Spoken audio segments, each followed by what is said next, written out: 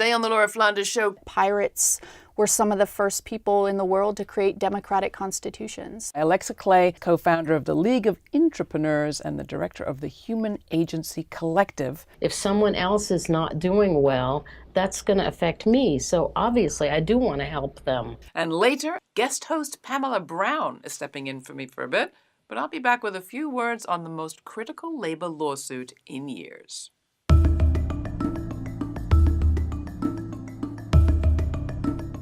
Think you've nothing to learn from pirates and hustlers? Our next guest urges you to think again. When it comes to creative innovation, pirates, gangsters, and hackers may have as much to teach as the Steve Jobs and Richard Bransons of the world. Successful misfits, in fact, may be the best matched to make it in today's askew economy. At least that's the case made by Alexa Clay in her book co-written with Kyra Maya Phillips, The Misfit Economy. Clay's co-founder of the League of Entrepreneurs and the director of the Human Agency Collective, about which more later. Alexa, welcome to the program. Great, thanks for having me. Do I have your co-author's name right? Yep. All right. The Misfit Economy. I read this. Yeah. You really want me to believe that an Amish camel milker will save us from this sick and stagnant economy that we've come to know and hate? Have you tasted camel milk? Well, no, it's true. I have not. Yeah. I mean, I spent a lot of time traveling the world, speaking to misfits, going into different subcultures. And one that I just found mind-blowing was the Amish. And really, I think at a time when so much of entrepreneurship is controlled by this Silicon Valley narrative, for me, it was really refreshing to find this return to basics, this idea that entrepreneurship doesn't have to invoke this kind of lone cowboys type of myth, but can be done collaboratively. Although return to basics doesn't immediately summon up camel milking. No. In that way, it's pretty offbeat and I would say innovative. And it's gray market. You know, it's a commodity that has been really illegal in many parts of the U.S. And Amish camel milk farmers have really fought around some of that legislation. Now you can buy it in California in Whole Foods, for example. And the way they got around some of that legislation was by selling it through buyers clubs, which is how HIV and AIDS medications used to be sold in the 80s when there were also issues of legality. Now, the other people you're very keen on are pirates. Yeah. Tell us why. Well, it started with looking at historic pirate cultures. So really going back and understanding that pirates were some of the first people in the world to create democratic constitutions. So before Western European countries had democracies, pirates were creating egalitarian contracts for really governing their vessels. And there were a lot of misfit subcultures that we looked at that have this streak of egalitarianism, hacker collectives, for example, that operate without bosses, without traditional senses of leadership, where their organizations are much more decentralized. And, you know, for me, we're in this moment where we're trying to escape a very command and control type of capitalism that we've inherited through the legacy of the Industrial Revolution. And so looking elsewhere, looking to the fringes, looking at some of these alternative ways of structuring economic activity in organizations, I think we can learn a lot from them. Well, it's interesting that you would say that because you do describe this sort of misfit culture as comparable perhaps to those loosely structured guilds of the kind of craft economy age before industrial capitalism. What changed with industrial capitalism, and was it inevitable that it turned out this way? Yeah, I mean, I don't know if it was necessarily inevitable. I think what intrigued me about certain moments in the Industrial Revolution is you actually did see instincts of collaboration that just didn't fit the reporting mechanism of neoliberal economics. What do you mean? So, for example, R&D IP. There's this whole narrative that, you know, companies should have proprietary access to intellectual property. But during the beginnings of the Industrial Revolution, it was actually IP thieves, pirates, who took these patents from Western Europe, brought them to America, and laid the entire groundwork for the Industrial Revolution. And I did think when I saw your pirate chapter, I thought, well, what would be the relevance today? Here were people who were trying to protect their own fishing waters from encroachment by foreign trawlers. Could we take hostage, I don't know, big box stores as they drive onto Main Street to take away our custom? Yeah, I mean, I think it's emboldening, right? I think a lot of the activities that we look at within the misfit economy are about provoking systems that need to be shaken up, that need to be changed. And so activism is certainly one angle there. But I think you also see a lot of different types of activities. So one of the identities that I've been working a lot with is the notion of the insider misfit, the entrepreneur, the person within these huge companies, within government, within large NGOs, who is bringing their full self into the workplace, who is bringing a huge societal agenda into the workplace, who's actively trying to hack the cultures of the institutions they're a part of. And to me, that's a completely different remit than a kind of lean-in business philosophy that suggests that you just conform to this job description, you pursue an idea of success that's not your own. And that, I think, is a powerful movement. You talk about another man. I'd love you to just share the story, Antonio Fernandez, who tried to kind of not just rebrand, really transform the Latin Kings organization in New York. Explain what happened to him. A huge vision, not so successful. Yeah, and I think that was the challenge. Was it just a sort of rebranding marketing ploy, a sort of greenwashing of a gang? And remind people what the Latin Kings were? So the Latin Kings is a Hispanic street gang, originated in Chicago, but has global influence. You know, there are Latin Kings in Sweden even. He gave a talk there and was surprised to meet some. But Antonio Fernandez essentially was the CEO of the Latin Kings during a period when it was recovering from a really deadly sort of reputational identity and a lot of sort of internal violence that was happening. And his mission was, you know, which is in his name, Tone, was really around restoring the tone of the gang. How could this gang pivot and become a social movement? How could you take underground organizations and turn them into political movements and political communities? And so that was part of what he tried to do. He really brought in a lot of activists to upskill gang members in different elements of protest. He launched curriculum, so, you know, they would be reading books together. There's a whole philosophy of kingism that is almost like a self-help kind of philosophy in a lot of ways. And he was one of the first people that I spoke to who completely got me thinking about gangs in a different way. One concern I had reading some of this was that it could be seen as a kind of libertarian, just deregulate and individual entrepreneurs and Ayn Randian brave people will solve our problems. Is there a danger here that you kind of end up with a, I don't know, survival of the misfittest? I think you're right to call attention to that narrative. I think in a way it's a Trojan horse narrative for me. Is there's so many social justice and economic issues that I care deeply about. And yet a lot of the issues that we talk about in the book, there's maybe a voyeurism that comes with learning about pirates, learning about gangsters. But what makes people interested in those issues? And to me, it's seeing, you know, this libertarian ethos around hustling as something that also exists in the black market. And so I very much see my role not as one of objective scholarship, if you will, but really of what are the narrative bridges that we can use to get communities talking to each other. So at our launch event, for example, we had former drug kingpins there, members of the Latin Kings. We also had startup founders and a lot of people that would ascribe to this kind of Ayn Rand vision. And they were interacting, maybe awkwardly at times, but I think it was beautiful. And I think when you look at the immense privilege of all these tech incubators and startup hubs around the world, and just the amount of wealth that the venture capital community has, how can we take some of that and how can we, you know, give access to communities that have been marginalized from that economic opportunity? And change the sort of profile of who deserves respect. Yeah. You end the book by visualizing your kind of pro-misfit culture, the culture where people's, I think you call it positive deviance, is unlocked. You also urge us all to learn how to unlock our inner hacker or personal pirate.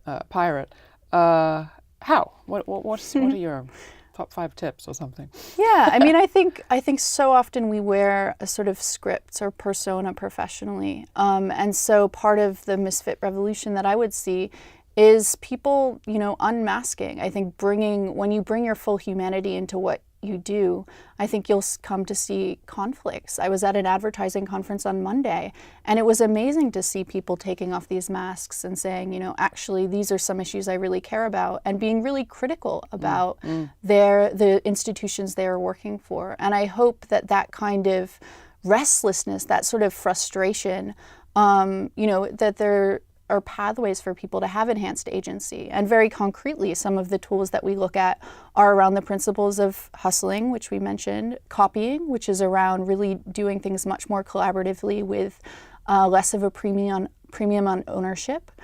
We look at cultures of hacking, which is beyond just, hacking and penetrating sort of computer systems, but this idea of culture change. And we're all born into cultures that we didn't ask to be born into. So how do we transform those cultures? How do we appreciate what's there and that sort of historic legacy, while at the same time bringing either a revolutionary or reformist agenda into that?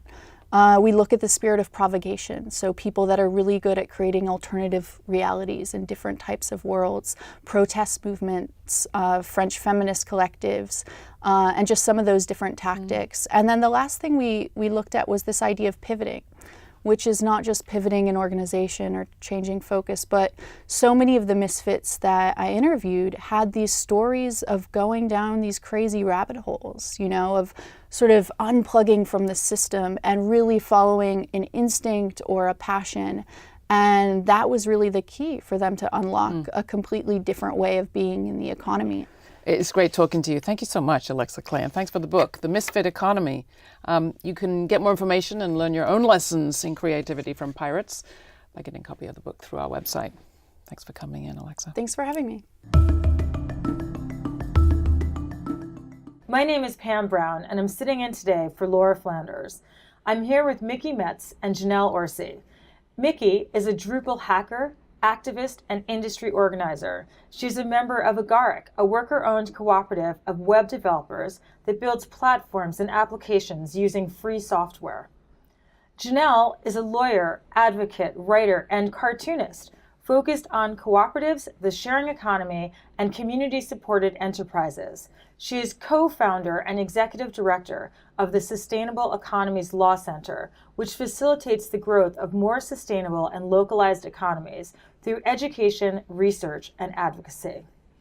Thank you so much for coming on the show today. Thank you. Thank you. So Micky, I want to start with you. Okay. Can you describe Agaric? It's a worker-owned cooperative of developers. What is that, and why did you start it? Well, Agaric was started by one of my partners back in 2006 as a way to do cooperative development and to have a way to create surplus, to be able to use that surplus to build tools for people to cooperate and build things that they could start companies on without a huge investment and with some support, a community of support. So you're saying that the software itself that you're using also allows more access to different companies? Well, we build stuff with free software. We also work with the Free Software Foundation, which is in Boston, and to use free software means it's not free as in beer, it's free as in liberty. It protects your privacy, your liberty. You are free to share the code, change the code, modify it, sell it, distribute it, whatever, but you have full access to the source code of whatever your business is running on. Janelle, and you've started something called the Sustainable Economies Law Center. What motivated you to start that? And what is it exactly? Yeah, well, so Sustainable Economies Law Center, our mission is to help communities create their own sources of land, food, housing, jobs, energy, and other basic necessities, which lately has been including software, realizing so much of our lives now depend on software. And my focus as a lawyer for the last 8 years has been helping people share, so helping communities come together, harness the resources they have, and share them. But as I started to do that, I realized there are so many legal barriers. One of the biggest barriers is just lawyers aren't out there to help people do that. A lot of lawyers are focused on helping people earn lots of money through big companies. And so getting the legal help you need, that's one barrier. But another barrier is just that there are actually a lot of laws that keep people from coming together and sharing resources, because these laws are designed to protect people from each other. So Sustainable Economies Law Center, we do policy advocacy to change those laws. We do legal education. We provide direct legal services. We do a lot of legal research to basically create a new legal landscape where people can co-own the resources they need. Can you give us just one example? What's an example of a law that prevents people from being able to share? Well, I always like to use the example of food cooperatives. And I know here in New York, there's a big food cooperative called Park Slope. But elsewhere in the country, people have started to form cooperatives. Let's say 400 people come together and they're using someone's garage to bring in a bunch of food and basically share it with each other and get food at lower costs. They could be violating health and safety laws because you can't use a garage for something like that. They could be violating employment laws if they all agree they're each going to, say, volunteer 3 hours a month, because we have employment laws to prevent people from giving away their labor. If they put in their money to help start it, they could be violating securities laws, which are designed to protect them from losing their money in investment schemes. They could be violating zoning laws. That's 4 examples for one cooperative. What kinds of laws would we really need if we wanted to foster a more of a sharing kind of an economy where people are able to come together to share ways to get food in their community, share ways to be healthy in their community, whatever it might be? Yeah. Well, I think there's a lot that governments can do to lower barriers, create incentives to these kinds of activities. And so, for example, in the example of a worker cooperative, if you go to a small business development center and say you want to form a worker cooperative, usually, even though they're government funded, they don't have that kind of knowledge around cooperatives. Even though cooperatives, they are a legal concept that we've had around for a very long time, and they grew especially during the Depression. And so there are a lot of co-ops out there, but there's just not a lot of encouragement to form them. It's very difficult to get financing for them because you're not going to venture capitalists and asking to get financing. And so I think that's a huge role that the government can play, is creating financing opportunities. And then overall, I think because a cooperative keeps wealth local, and for example, a city like New York really benefits from having worker cooperatives and from those cooperatives keeping the wealth local. I think New York, for example, should, and New York has been doing this, by the way, prioritize cooperative development and put funding toward it to sort of grease the wheels of that movement. We saw Occupy Wall Street here in New York. It was a deep critique of inequality. We see Black Lives Matter happening. I'm just curious, how in this concept of cooperatives, is it thought of, or maybe it's a debate that's happening, but how are people understanding the ways in which cooperatives and keeping wealth local could foster and continue to contribute to some of those problems as well as break them down? Yeah, that's a very good question. I'm glad you asked it, because for a while that idea of keeping wealth local didn't speak to me, because I thought people need wealth elsewhere as well. But then I realized it's not so much that the money's leaving our communities and going elsewhere. It's almost always going to people who already have money, because of the structure of most businesses is such that the people who put in the capital are the ones who get the profits. And so cooperatives basically switch that around and distribute the profits back to the people who are participating. So it's a structure, rather than creating a structure where money buys profits and money buys power, cooperatives are structures where people hold the power and people hold the profits.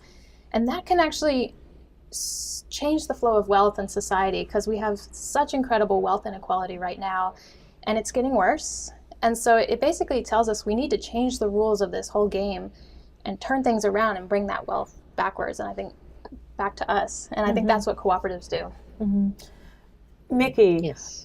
In your experience working day to day on the ground in your cooperative, do you feel that as a worker working within that structure, that you do more work, that you do less work? How does work change for you as just being an owner, being a co-owner of a business, and also, by the way, being a part of a larger network as well? Well, that's the wonderful thing about it. I don't work. I don't do a lick of work. I do what I love to do. And I've never separated my life from my work unless when I was working for large corporations and in a cube, yes. I had to separate my life from my work, but I found that you really don't need to do that, and it's kind of a dangerous thing to do when you're not invested in what you're doing during your waking hours. I've seen it devastate people emotionally, financially, and in their families. They're taking themselves out of their family all the time. I'm able to work when I wish to work or work on what I wish to work on, and I feel it's a cooperative effort because the other people in a Garrick are always there to help me. I don't. When I worked in a cube, if I came across an issue, I would have to I better go to my boss or figure this out, or I better go home, or something. But now if I run up against a challenge, I have a whole network of people to just say, help me with this, and people will put down what they're doing, help right then, and it's more of a family-oriented work structure, I guess you would see it, because if someone else is not doing well, that's going to affect me. So obviously, I do want to help them. Janelle, we have just a few minutes left.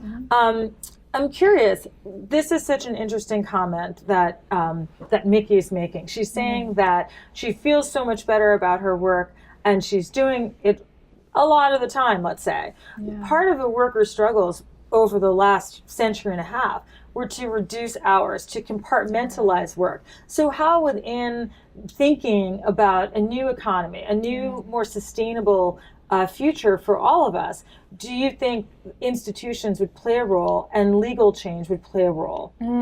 Wow, big question. I think so long as we're operating within this very conventional legal framework, we need to continue to pass laws that give workers more rights and give workers more pay.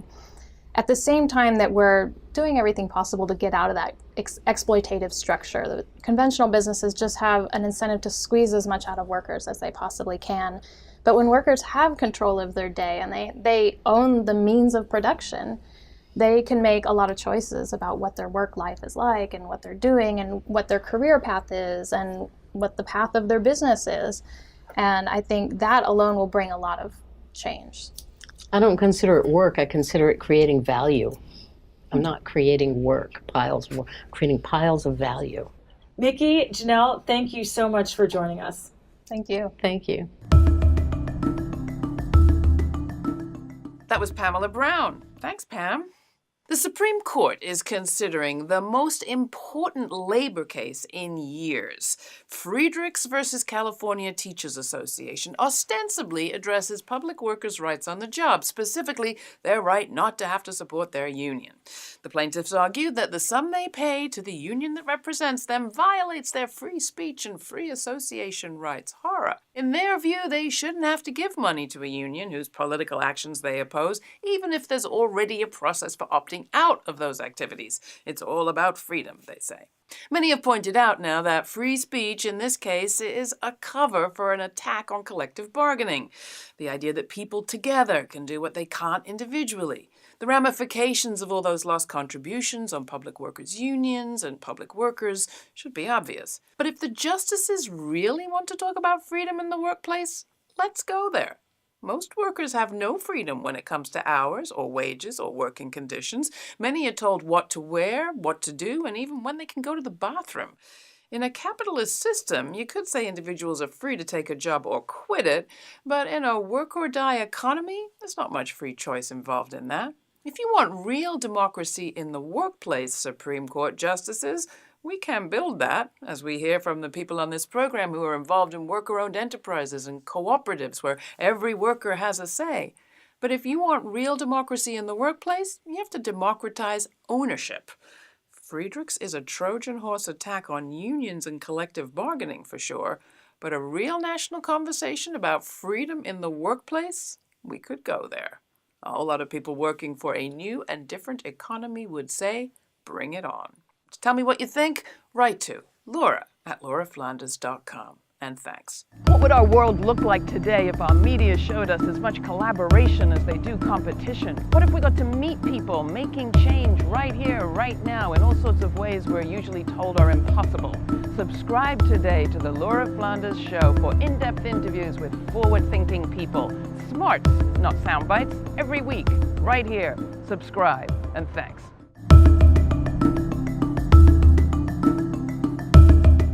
Today on the Laura Flanders Show, poetry and trans politics with the performance group Dark Matter. Trans women and trans feminine people have been doing feminist organizing forever. That actually colonization on this land was about trans misogyny. Actually, Stonewall was about trans women and trans feminine people of color resisting police violence. This week on the show, change within the system or changing the system. Activist entrepreneur Judy Wicks talks about her work to make business more human. We need to measure our success by the well-being of our communities and the well-being of our natural world. While movement theorist Gopal Dayanini explores how capitalism itself works. At some point, people are like, no, you cannot do that to me and to my community in my home.